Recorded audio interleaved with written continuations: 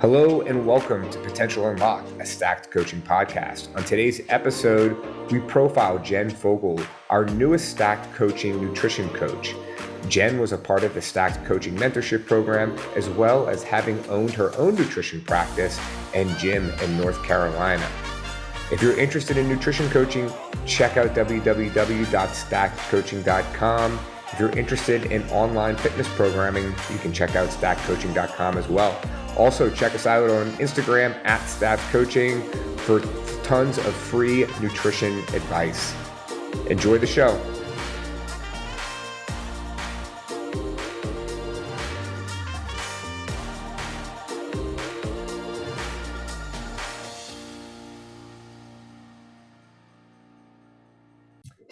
Hey, everybody. Welcome to Potential Unlocked, a stacked coaching podcast. We have with us today our newest coach, Jen Fogle. Hi, Jen. Hi. So Jen owns a gym in North Carolina called the Training Post Fitness. Is that correct? Mm-hmm. Yep. Awesome. And you have been coaching nutrition for how many years? About a year and a half now. A year and a half. Awesome. Yeah. Where would you say your nutrition journey started? Oh, that's a good question. Yeah, I feel like I've been on a health, fitness, nutrition journey for a really long time.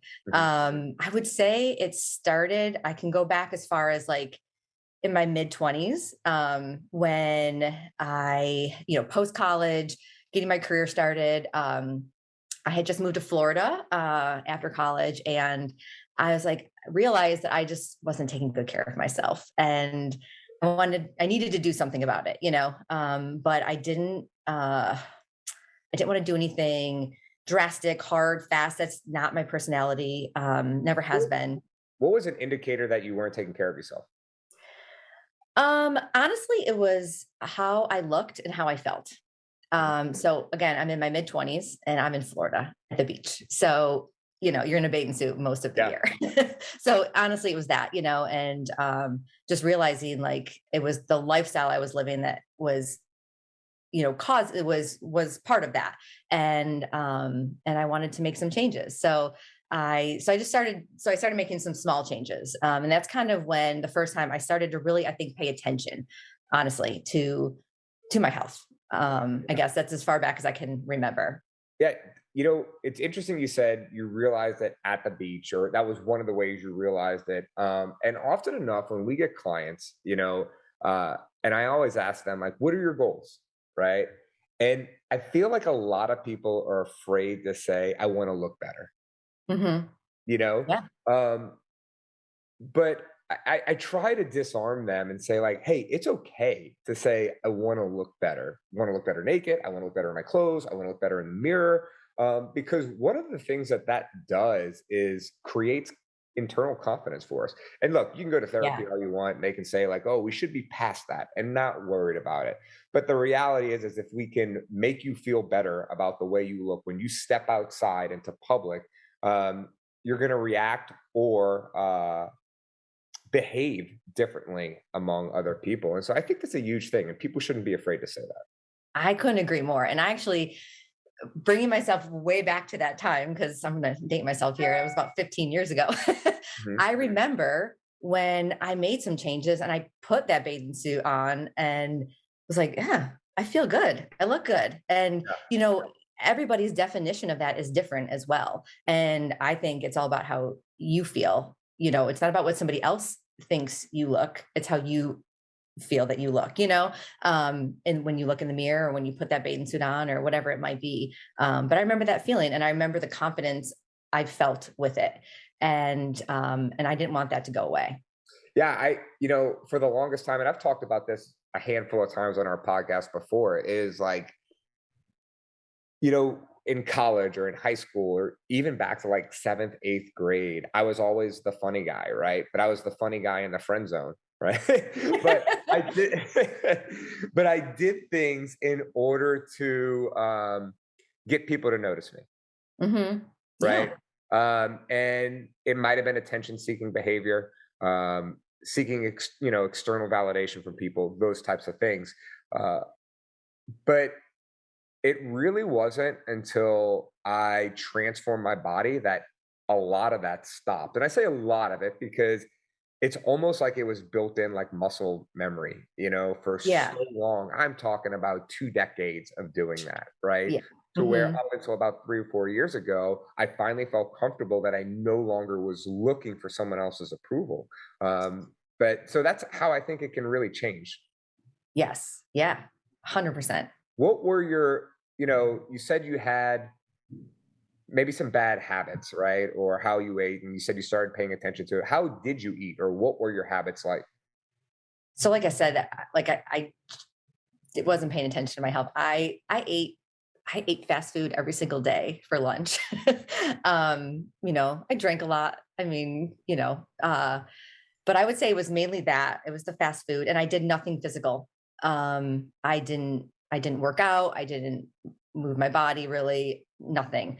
So yeah, so it was just really just poor habits all across the board. Yeah. Yeah. So you Yeah. started to pay attention and that changed. Like, where'd you start? So I started with, I remember I started with my lunches. I just started making lunches a couple days a week. And then I would treat myself like on Fridays would be my day to go have my fast food or whatever restaurant I wanted to go to during the week. That was kind of where I started. And then I started walking. I remember I lived in a great neighborhood in Florida on the bay, in St. Pete, and I started walking. And then that eventually led to some jogging. And then I started to notice changes happening. And I started to, and so like this kind of just motivated me to do more. So then I started to just want to learn a little bit more about just eating good food. Yeah. And yeah, and so kind of started making my breakfast a little bit better. I remember coffee was a big thing for me. I would like at the time I had like flavored creamer and like 2 cups or not 2 cups, two like spoons of sugar, and like and that was the thing for me. I was like, I can't take that away. Like that's my thing. And but I did it really slowly. So I took a spoon of sugar away, and then like 3 months later, I like took the other one, and I was like, I tell people about this a lot because I think it's these little things that can make huge differences in the long run when you can look at it that way. If I was still doing that today, how much more sugar would be in my body? Right. But it was like a literally like a 5 to 6 year like journey to get my coffee to where it is today, which is with a basic, almond milk or like type creamer, with no flavor, no sugar, no nothing. Like the really long version of the little bit better approach, right? It was a really long version. That the coffee was my hardest one for sure. Like it was, Yeah. it was like kind of like your like one of my vices, I guess. Yeah, I mean, if you think about the people at Starbucks that get the 1,400, 1,500 calorie coffee, Mhm. which is blows my mind. Yeah, It if you try to do it like once a week, you just remove one of those things, eventually you'll get there, and you probably won't notice it. yeah, yeah. And that's kind of when I was kind of sold on that stuff, where I was like, wait a second, like this is actually working, and I didn't feel like I was taking something away from myself, or saying I can't have this, or going on, these like kind of strict diets, or I was like, just not allowing myself to have certain things. I feel like I was really more exploring what healthy eating was even all about. Yeah, and that kind of follows the same, mantra we have it stacked a little bit, which is like uh, sequential, small sequential successes are better than simultaneous success. We're trying Hmm. to attain simultaneous success because when you do that, like if you removed everything from your coffee, probably in 2 weeks you're going to be back to drinking that coffee. Exactly. And Yeah. I talk about that a lot with really restrictive dieting. Right? It's like it can be really Mhm. effective, and then you're going to go right back to where you were. Yeah. Yeah. And a lot of times it gets worse on the other side. Yeah, it does get worse, and Hmm. there's actually a number of studies that talk about every time you yo-yo diet, you end up gaining more weight. Hmm. Yeah. So it's Yeah. super interesting. So when did you really start getting into fitness? So I would say probably when I met my husband, when I met Brett. And so I'm living in That's in the Florida. military, right? Yeah, he's in the military. Yeah, he was. He's retired. He was in the Coast Guard. So he Oof. was stationed. I saw Yeah. that Kevin Costner movie. They looks like they did some crazy stuff. Yeah. Yeah. And that's what he did actually. He was a Are rescue you swimmer. serious? Yeah. Yeah.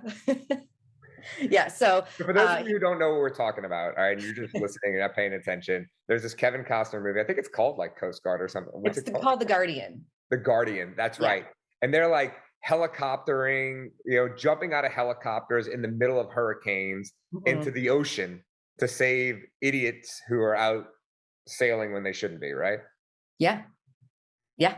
How many times did he do that? Oh, I mean, countless, That's countless wild. times. Yeah. Actually, he was stationed in New Orleans before we met. Okay. So he did a lot of rescues there. A lot of the oil rigs out there. Mhm. People getting hurt out there. They have to go out and do things like I don't know. He can tell the stories way better than I can. Right, right. No, so real life hero. Yeah, yeah, and he actually was part of Hurricane Katrina Oh and wow, the rescue efforts that's awesome. that So he got you before into we met. fitness. So Yeah, sorry. So he pulled meeting you into him. fitness. Yeah. So like I said, I was a runner. Basically, like I started walking, I started running, and that was my extent of fitness.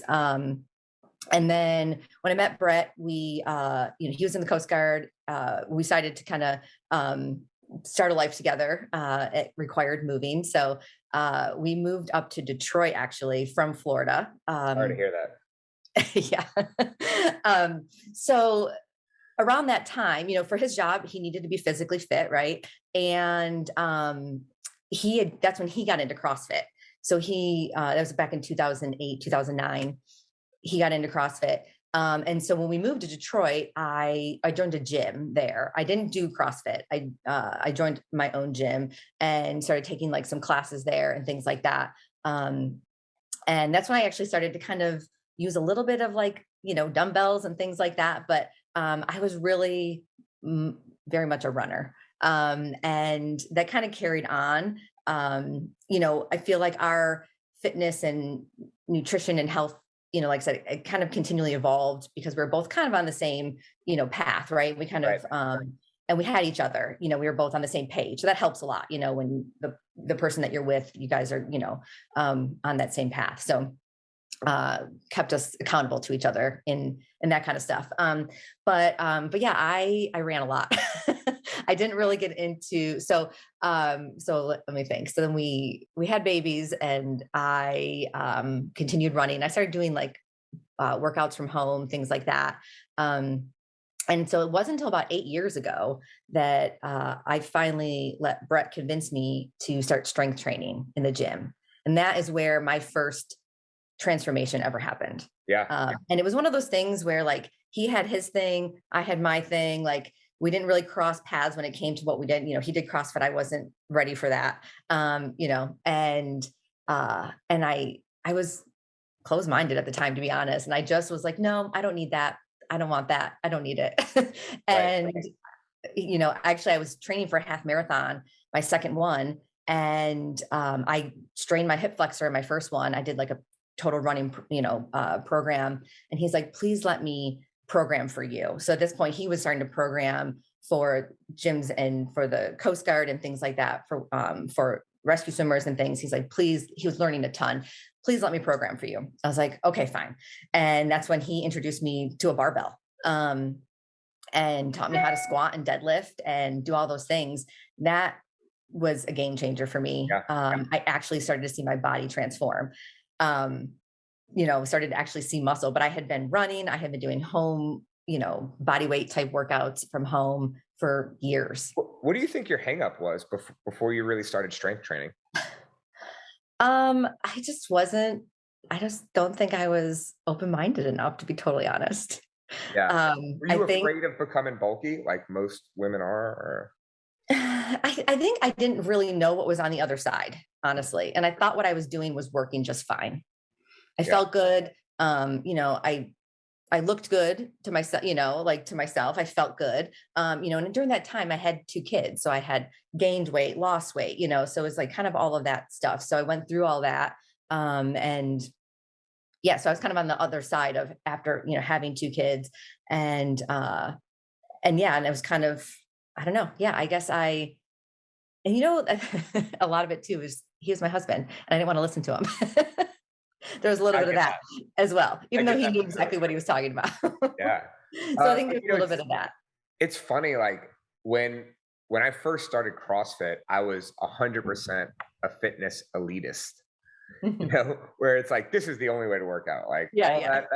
that's shit. You know, Yeah. like don't do that. You know, and then realistically, once I started growing my nutrition, uh, I wasn't anymore. Like that's what it was. Like that was the thing that was like, yeah, you can do anything you want. You know, like bodybuilding's cool, some of that, you know, or just Yeah. powerlifting or Pilates or reformer or whatever. You know, now Yeah. I still believe if there's a certain body type you are trying to accomplish, strength training is probably the best for that. But in Sure. terms of overall fitness, I'm kind of like whatever you want. Yeah. At the end of the day, you got to enjoy what you're doing, is Yes, what, yeah, and we what always. you and I do for fitness is not for everyone. Sure. Yeah, 100%. And yeah, and exactly. And we talk about that too, Brett and I, and being owners of a gym, and it's a strength training gym. But at the end of the day, you've got to want to be there. And if you Yeah. don't, and Pilates is where you really want to be and it's working for you, like by all means, like do that. And Yeah, and I you're love it. right. 2 things. Is it working for you? Does it make you wanna, like, show up every day? Those Mhm. are the 2 things, you know? Yeah. Yeah. Cause it's a long game, And so if you're not enjoying it, then you're not going to do it for very long. And then you're right back where you started. Yeah. So, Jen, um, what do you think was the catalyst to, because you were a stacked client before you joined our mentorship program. yes. Um, what was the catalyst to join Stack as a client? Oh, okay. Yeah. So, great question. So yeah, so I'm gonna kind of go back to, can I go back a little bit Yeah. Yeah, yeah, to yeah, go kind back. of I want to bring you back a little bit more up on my fitness journey. Yeah. So when I started strength training and saw that difference, I kept with it. And then when we moved to, so Brett retired from the Coast Guard, we moved to Asheville, which is where we live now. And we opened a gym, which was really, it was really Brett's dream to own a gym, and our unique kind of skill set, mine in business, his in fitness, was kind of a perfect match for doing that. So it really brought me more into just the fitness world, right? That I wasn't really in before. I did it for myself before, and now I was in this world of doing it for other people, right? Right. Um, and so through that, again, everything was working for me. I liked everything that was going on, in terms of my body and, my health and everything. And we decided to offer nutrition coaching at the gym. And it was at that time, when I realized that that was my calling. Like that's what I was, that's where I belong. So, like we were impacting all these lives through fitness, and I was seeing it happen, but I didn't see like my contribution to it. Right. And Right. so, and just with my background of enjoying health and fitness and nutrition, and that was kind of my part for our family too, was you know making sure we're eating well, and all that kind of stuff. And so it just became the thing that I was like, this is what I'm supposed to be doing. So I then said to myself, okay, what do I do now? And that was, I want to be the best at this, so I need to find the best to learn from. And that is how I ended up with Stacked. So I I started with Stack to learn how to be a nutrition coach, and to experience what it was like to be a client. I didn't necessarily come with the mindset for the transformation I was about to undergo. If that makes You sense. did. I did. Yeah. So, but that's why I came to Stacked, was really to learn, experience being a client, because I've never, had somebody else coach me, and I wanted to learn. And I had met Emily through Gym Breakthrough, Oh, who we yeah. hired a business coach for our gym. Yeah. And I knew that she was starting Stacked. So I think when I started with Stacked, it was Hi, Marcus. fairly new. Yeah, Marcus, yes. And hands down, the best thing we ever did was hire Marcus Garcia to help us with Yeah, our gym. Marcus is great. And it brought me to Emily and to you and to Stacked. So, Yeah. which Well, is really cool. But yeah, so that's why I ended up. And I thought, and I remember when I talked to Emily, I was like, I'm going to do this for 3 months. I'm going to learn, and see what it's like. And when those 3 months were up, I was like, I don't want to stop this. Like, so much change was happening and so many awesome things. And not only was I learning, and I was experiencing it. Like, so I was actually putting it to the test, like, Right. and just transformed. My body transformed. What were like some of the bigger changes you saw in your body? Let's start there. Um, I leaned out, and like aesthetic wise, I leaned out. But my energy and my strength, like, I mean, strongest I've ever felt, and performed in the gym, energy like through the roof. Yeah. And yeah, and then and my body just, and, I started to lean out. So muscles were just coming out, What was the biggest factor that maybe contributed to that? Like if you had to pick one, just one.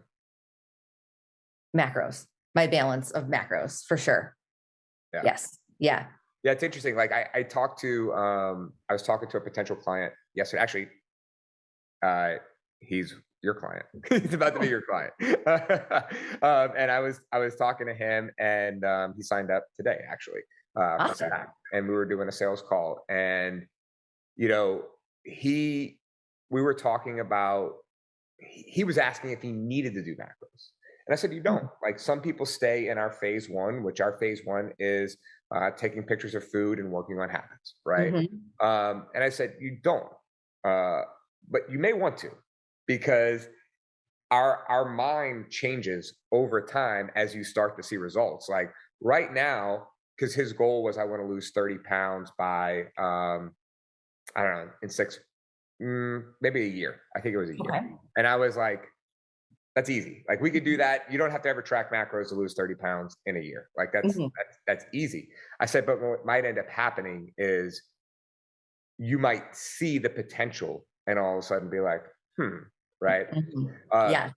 but and I tell people this though, and this is where I was going with that. I was like, you don't need to track macros to see success. Mhm. Correct. Yeah. But if you want to reach like, we're all capable. We are all capable. And if you want Mhm. to unlock the potential of your body, then macros are a must, Agreed.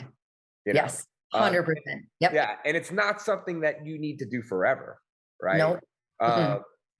but you need to do it for a long enough time to know, like, I'll go to a restaurant and I kind of am making trade-offs in my head. Like, this is pretty fatty, so I'm probably going to get this. And then here's my carbs over here, so I'm going to get and piece together your meal because you've tracked macros so long that you know what your day should look like, what your dinner should look like, etc.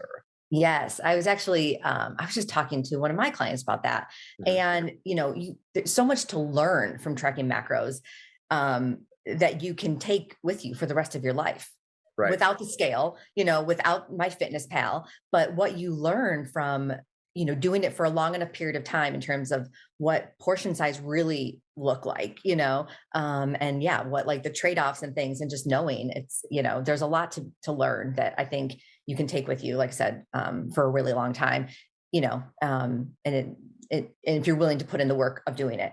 Um, Yeah, I could tell people there's three categories, but all three categories of living with your nutrition require sacrifice. Okay, and so the mhm. first one would be like, I'm just going to eat whatever I want and not do anything. Well, the sacrifice is you will probably not look or feel like you want to. Yeah. Okay, that's the sacrifice. So the second one is, I want to have some sort of plan. I don't want to track macros, but I want to get results. Okay. Well, the sacrifice for that is, I need to avoid starchy carbs. I need to eat leaner proteins. I need to avoid visible fats. I kind of need to stick with these types of foods because I'm not exactly sure the amounts of each macronutrient that I'm getting. Yes. So that's the sacrifice. Yeah. All right. And then the third thing is, I want to see amazing results, but I want to eat whatever I want. Well, the sacrifice is now you have to weigh and track your food. Yes. Yeah. So either way, we're sacrificing something. Yeah, yeah, 100%. Yeah, I agree with that for sure. And but you get to choose, and that's what Yes. the great part about it. And and it's up to you to make that decision and decide what works for you.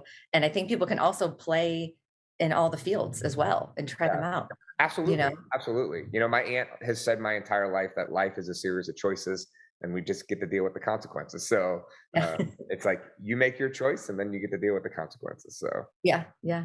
yeah, but the other thing it's interesting is if you're willing to go through that sacrifice for a year, 2 years, and I've had clients that are coming up on 2 years now with me. Uh, Mhm. Eventually, you are free. And so what I mean by that is I've had a nutrition coach for almost 3 years now. Okay.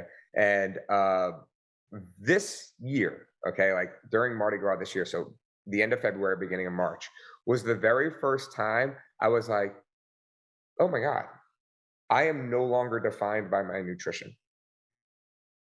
It's just Yeah. part of what I do. Yeah. And it was like, it was kind of things I was on a little bit of a diet break, of course, and I had spent a week, maybe 10 days, not tracking, mostly eating what I want. But look, when you do this for almost 3 years, it's ingrained in what you do on a daily basis. Yeah. It is. Like it's hard to get away from it, right? It is. Yeah. And I realized over those 10 days, I'm like, my body really isn't changing, Yeah.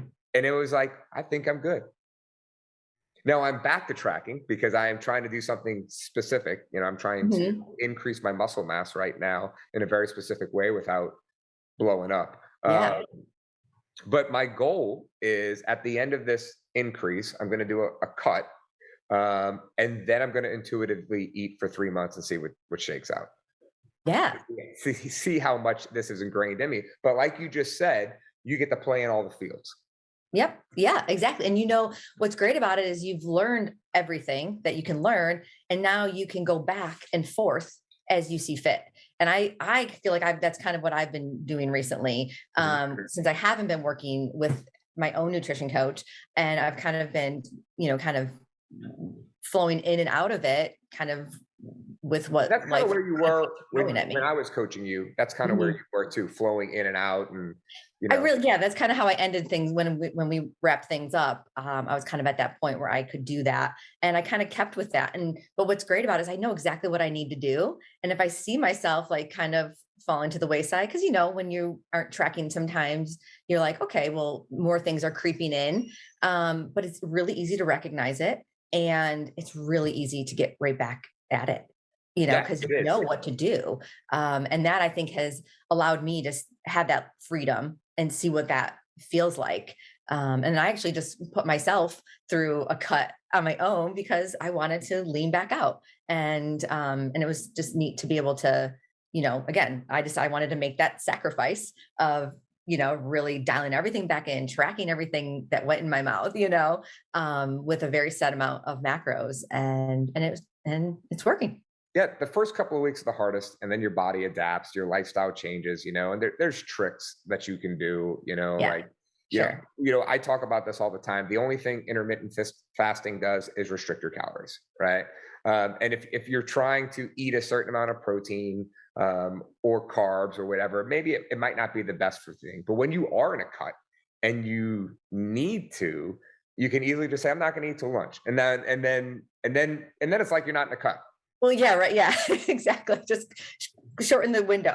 Short the window, and then it's not like Yeah. that, and I then find myself, yeah, go ahead. I find myself going to bed, wanting to be in bed earlier, because the later I'm up, the more you want to feed your body. So I'm like, I'll just go to bed, and my brain turns off, and I don't need to feed it anymore. Yeah, I'm gonna give a shout out to one of my clients, Tegan. I, she she has all this nutrition advice she likes to give me all the time, as my client, and it's funny, and it's not like wrong, right? Yeah. It's not wrong. But one of them is just go the fuck to bed. It's not You bad know, advice. it, but it's funny. It's like great life advice, right? Because it's like, are you feeling cranky or in a bad spot with your relationship? Just go to fuck to bed. Are Yeah. you hungry? Go to fuck to bed. Are you upset and stressed out about work? Go to fuck to bed. Right? Yeah. Like Yeah. it works for so many things. Like I almost want to put it on a poster. Yeah. I like it. Or- It's good advice. yeah. So I was like, I need to keep a little notebook of all the little nutrition advice she gives me. That's And then funny. one day we can feature her on a podcast and I can say where she was right, where she was Yeah. wrong. That'd Yeah, I like that. be so for you, like, owning a gym, you're now pretty experienced as not only a nutrition coach, but a nutrition client and been in this world for a while. Like walking around, observationally speaking, where do you think people are struggling the most? Where do they think people are struggling the most? I think the habits, the Yeah. foundation. Um, and I think because we don't think that it's as important as it is sometimes, and society and the media and everything else also doesn't necessarily talk a lot about it, but I think the foundation, the habits, moving, eating well, moving often, sleeping enough, like the basic things is what people are missing. But then they're looking for something, one small thing, or, one quick fix that is going to make their goals happen. Everybody wants a magic pill, Yeah. and they don't exist. Yeah. Yeah. And I'm often surprised when I work with a client, and see where you think their habits might be, but then you actually see them and you're like, oh, like there's a lot more work to do here in getting this foundation right, with these habits, because they're going to serve you for a really long time. Yeah, it's interesting. So, like, I have been on testosterone supplementation for 3 years now. And I was diagnosed with low testosterone about 8 years ago, well, 7 years ago. Mhm. But Emily and I wanted to have a second child. And so I knew it was going to lower my fertility. And so I didn't want to do it yet. And I had tried some other things and it didn't really work. Well, one of the things and I got on testosterone originally. I mean, it helped with sex drive for sure. Okay. Mhm. But the other thing is, like, my energy levels were super low. Like, I was falling asleep in my car at like 2 p.m. in the afternoon. Like, I was just cranky, all Yeah. those things. And it's funny, it's like I take pellets. So it's like a slow release over a 3 month period. Uh, Yeah. but if I am like 2 weeks past due because I'm bad at putting things in my calendar, and so like I'll be like, I I think I might be due, and I'll like check my text messages. And when I texted my doctor last, and I'm like, Yeah. oh shit, I'm like, can you order me some pellets? Yeah. um, but it's funny, like my mood changes, my energy changes. But anyway, part of when I first saw it, I was like, oh, this is gonna change my body for sure, Yeah. and it didn't. Yeah. It didn't. I had to change my diet. Now, Hmm. combining testosterone with changing your diet and putting like the right distribution of macros with that was like rocket ship, right? But it Yeah. really took habit changing, how I ate, increased protein in order to do that. So, Hmm. um, Yeah. back to what I was saying, there's no magic pill. Sure, yeah. And on the protein thing, I would say that's probably the second thing that I see the most, is that people don't get enough protein I in their Across diet. the board, guys, girls, like it does not Yeah. matter. No Yeah, one needs enough protein. It's that rare. was me. Yeah. That was That's me. what I was wondering when I asked Mhm. you, like, what was one thing that really changed? Like, it's probably Yeah. increased protein. Yeah, and I said macros like more generalized, but yeah, getting like the correct balance of them. But yeah, it was getting the protein up, fats down, carbs up. Yeah, for sure. Um, yeah. I look at it as just fueling my body properly. Like once that combination came into play, I feel like I was fueling my body like the best I could, and I was seeing it in everything I was doing. That's awesome. Yeah. Jen, what do you think is your superpower? My superpower. Yeah, I surprised you with this one. Did I don't know. What are you amazing at What am I besides being a making mom it? and a wife? Oh. um, oh God. That's okay. Take your time. I don't know. You threw me for one, Bradley. I know it's okay. It's all right. It's a, My like, for superpower. example, like if I had to describe my superpower, uh, it's to hold someone accountable without being an asshole. So like I can motivate someone, but also hold their feet to the fire. Where like like there are people that are very empathetic, right? And then there are Yeah. people that are dicks, right? Yeah. Yeah. Um, and I'm somewhere in the middle. Yeah. Yeah. Um, Geez, I guess God, I don't do well on the spot, Bradley. I should have told you But this. it's okay. I'll put in like some Jeopardy music in the middle of all this while we go. Oh, No, perfect. it'll be funny. It'll be funny. Perfect.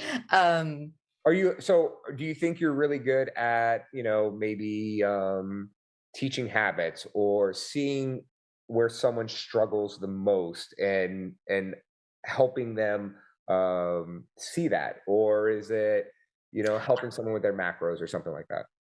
I would say, well, as a nutrition coach, I would definitely say is really pulling out the good and showing people that like no matter how bad of a day you've had or how how much you're struggling, something good is happening, and finding that good thing and really um turning it up, so that people can see like, because I believe in that like it's, we got to show up every day even if it's not a perfect day, right? And so but sometimes we can get down on ourselves if it's not exactly how it's supposed to be. So being able to find those little things that you see and really like celebrate them and make people feel really good about it, I would say is my superpower. I love that. I like to make people feel really good. I love that. No, that is great. And what's interesting is that we have a spot on our tracker that says um, positives for the day. It Hmm. could be a bright spot. And I Yeah, tell every single one of my clients, I'm like, this is one of the most important boxes on this sheet. Um, it is.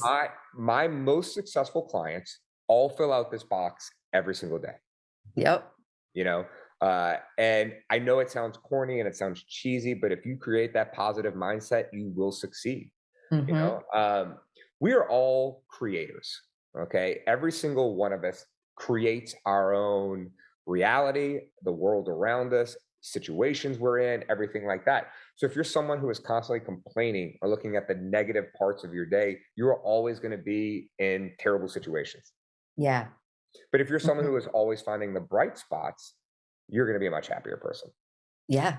Yeah. And I think that the positives of the day, the bright spots, if there are somebody who is negative or naturally like has that tendency, Mhm. if you if you can do it and stick to it, you can suddenly you'll the shift will happen. And you just have to be open-minded to it. Yeah, I talk about it like with my, it could be real easy to become negative about on an everyday basis, about my divorce, right? Mhm. But there are so many positive things from my relationship, where I have two beautiful kids. I Mhm. have so many trips and memories that we had such an amazing time on. And I Yeah. look back on it and all that stuff is a bright spot of my life. Like, no, no, that was real. It wasn't negative, just because some stuff happened and it didn't turn out the way we all wanted it to turn out, doesn't negate all the good that occurred. Mhm. And when Yeah. people start looking at it from that perspective, try to pick out the positive of any situation. It's really going to change how you feel about life. 100%. Yeah, I couldn't agree more. Yeah, and I think when the more if we're dwelling on the negative or the bad things, then we can't move forward in a like, a growth oriented way, which is where we all should be, headed. I love it. And it's a it's a good path to be on. Yeah, but you're right. Like, people join Stacked because they want to create growth, Hmm. whether it's Yes. fitness, nutrition, aesthetic, how they feel, whatever it is, they're trying to create growth. And Hmm. so, what we might as well do while we're doing it is to create that mental growth, which will permeate through the physical nature of ourselves. So, Yes, yes, and I would say too, second to like the macros being that one thing that you said, or that I said was, the catalyst to my change. It was my mindset. A huge mindset shift happened when I joined Stacked Coaching, and that I think that played a big role in it yeah, and all of it. I love it. I love it. Jen, anything else you want to tell everybody at home? No, I think we covered it. Yeah, we did. We did. Well, I'm super excited for you to be on our team. Yes. So Jen owns a gym. She's been nutrition coaching people. She revealed to me that she wanted to be part of her team and our team because we have a similar mindset of how we want to help people. And I couldn't be more excited, Jen, and we're hitting the ground running. So welcome. Thank And you. hopefully I can drag you on a few more of these. Yes, yes. You've warmed me up now. So yeah, we'll see. But yeah, thank Real you quick so before we much. go, Yeah. Jen's like, what are the questions? I'm like, oh, we're just going to talk. Don't worry about it. And that's definitely not Preparation, how I I do no roll. preparation. It's definitely not how I roll, but this was good. It's also good to get out of your comfort zone. And yeah, and I did that, and it was great. Awesome. All right, y'all. Hope you enjoyed the podcast. If you're interested in nutrition coaching, check out stackcoaching.com. You can also follow us on Instagram at Stack Coaching. Jen, where can people find you on Instagram? At Jen L. Fogle, JenLFogle. Love it. And also, if you are interested in personalized remote programming, check out at Stack Coaching as well. We help program people out of pain as well as reaching for performance markers. So have a great day, y'all. Bye.